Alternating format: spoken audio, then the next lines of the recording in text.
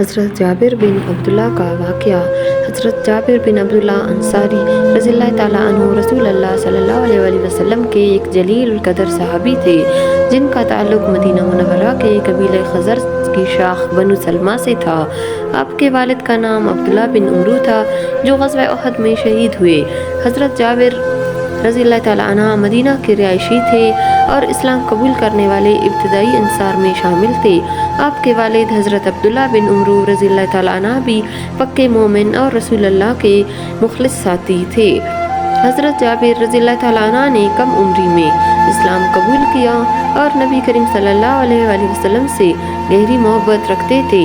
غزوات میں شرکت۔ حضرت جابر رضی اللہ تعالیٰ عنہ نے کل 19 غزوات میں رسول اللہ صلی اللہ علیہ وسلم کے ساتھ شرکت کی۔ غزوہ بدر میں شرکت نہیں کی کیونکہ ان کے والد نے انہیں مدینہ میں اپنی بہنوں کی دیکھ بھال کے لیے روک لیا تھا۔ غزوہ احد میں آپ نے شرکت کی۔ اس موقع پر آپ کے والد حضرت عبداللہ رضی اللہ تعالیٰ عنہ شہید ہو گئے۔ شہادت کے بعد رسول اللہ صلی اللہ علیہ وسلم نے حضرت جابر سے تعزیت کی اور ان کے والد کی شان بیان کی کہ اللہ تعالیٰ نے تیرے والد سے براہ راست بات کی اور بغیر کسی پردے کے بات کی۔ یہ اعزاز بہت کم صحابی کو حاصل ہوا۔ حضرت جابر اور نبی کریم صلی اللہ علیہ وسلم کے ساتھ تعلق۔ حضرت جابر رضی اللہ تعالیٰ عنہ نبی کریم صلی اللہ علیہ وسلم کے خاص خادموں میں شمار ہوتے تھے۔ سفر و حضر میں اکثر ساتھ رہتے۔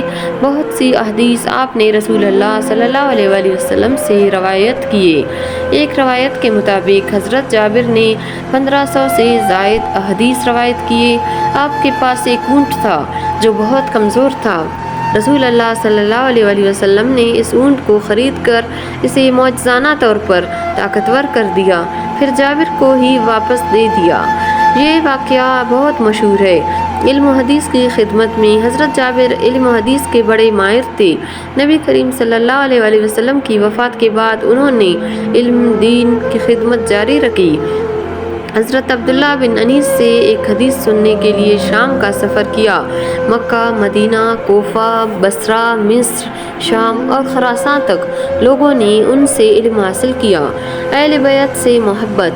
حضرت جابر رضی اللہ تعالیٰ عنہ اہل بیت سے رسول اللہ صلی اللہ علیہ وسلم سے شدید محبت رکھتے تھے۔ حضرت علی، حضرت حسن اور حضرت حسین رضی اللہ تعالیٰ عنہ سے دلی محبت تھی۔ کربلا کے بعد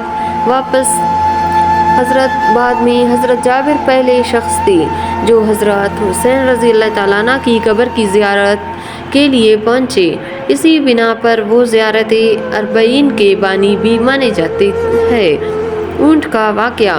غزوہ ذات الرقاع کے بعد نبی صلی اللہ علیہ وسلم نے جابر سے ان کا کمزور اونٹ خریدا، اسے معجزے سے طاقتور بنایا اور پھر اونٹ اور قیمت دونوں انہیں واپس کر دیے۔ کربلا کے شہداء کی زیارت۔ واقعہ کربلا کے بعد حضرت جابر عطیہ کوفی کے ساتھ کربلا آئے اور حسین رضی اللہ تعالیٰ عنہ کی قبر پر گریہ و ماتم کیے۔ امام محمد باقر علیہ السلام کی پیشگوئی۔